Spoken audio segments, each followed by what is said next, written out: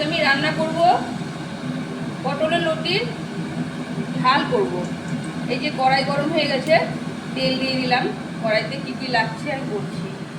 তেলটা দিয়ে নিই।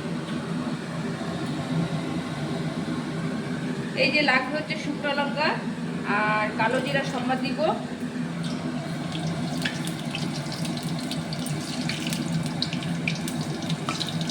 স্বাদ মতন লবণ হলুদ লাগবে। আর লাগবে হচ্ছে পেঁয়াজ আর রসুন আর লঙ্কা, এটাকে পেস্ট করে নেবো ঝালটার মধ্যে দেওয়ার জন্য। এটা পেস্ট করবো আর এটা আমি সম্বাদ দিব। নুন হলুদটা হচ্ছে আমি স্বাদ মতন দিব। আর এই যে পটলের লতি ছুলে আপনারা কে খান না খান তা তো জানি না, সবাই খান কি না, তাই এটা আমি ছুলে এইভাবে কেটে রেখেছি। এটার এবার আমি এটাকে একটু হালকা ভাজা ভাজা করে নেবো, হালকা।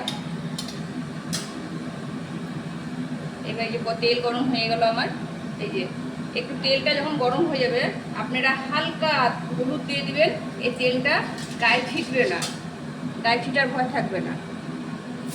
এই দেখেন তেলটা গায়ে ছিটে না। এই ভারী যে তেল গরম হয়ে যায় যখন, তখন না তো কী হয়, হাতটা পুড়ে যাওয়ার ভয় থাকে। এইভাবে করবেন।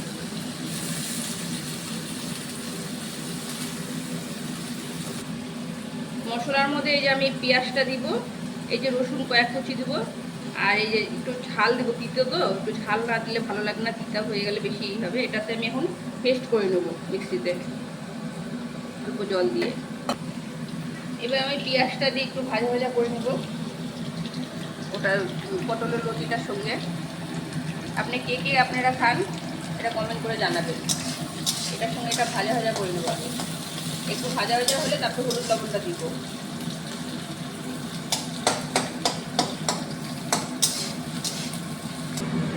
আমার পেঁয়াজটা ভাজা ভাজা হয়ে গেছে, এবার হলুদ লবণটা দিয়ে দিব। হলুদটা আগে দিলে কি হয়, মানে এখনকার হলুদগুলো এত ভেজাল থাকে, তার জন্য হলুদটা আগে দিলে কড়াইটাকে না ধরে নেয়, তরকারিটা সবজিটাকে ধরে নেয় বলে ওই জন্য হলুদটা আমি পর থেকে দিই। এই যে একটু ভাজা ভাজা করে এই যে মশলাটা আমার পেস্ট করা আছে, এবার মশলাটা দিয়ে দিব। মশলাটা তো বললাম কী কী দেওয়া আছে, এবার দিয়ে একটু ঝাল বেশি দিবেন, একটু পেঁয়াজ বেশি দিবেন। তেতো তো, তাহলে ওটা মেকআপ হয়ে যায়, খেতে ভালো লাগে। এবার মশলাটাকে কষবো, ভালো করে কষবো, তাতে জল দেবো। এই যে আমার মশলাটা ভাজা হয়ে গেছে, একটু জল দেবো। যত ছোটো একদম কচি কচি তো ডাঁটাগুলো, তাই একটু জল দিব, তাহলে ভালো হবে, জলটা ঢুকবে। আমার মশলা ভাজা হয়ে গেছে,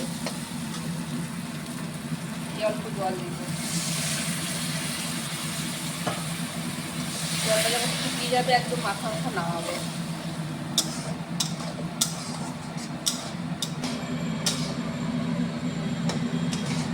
এই যে আমার হয়ে গেছে এটা।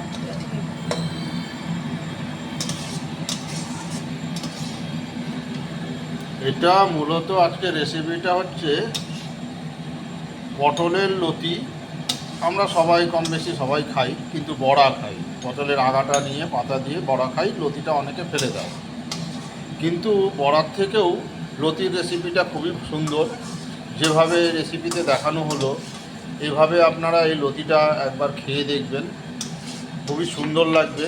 এবং এটা খেলে মুখে স্বাদ আসে, মুখে অনেকে খাওয়ার রুচি থাকে না, এটা এভাবে করে বানিয়ে খেয়ে দেখবেন, মুখে রুচিও হবে।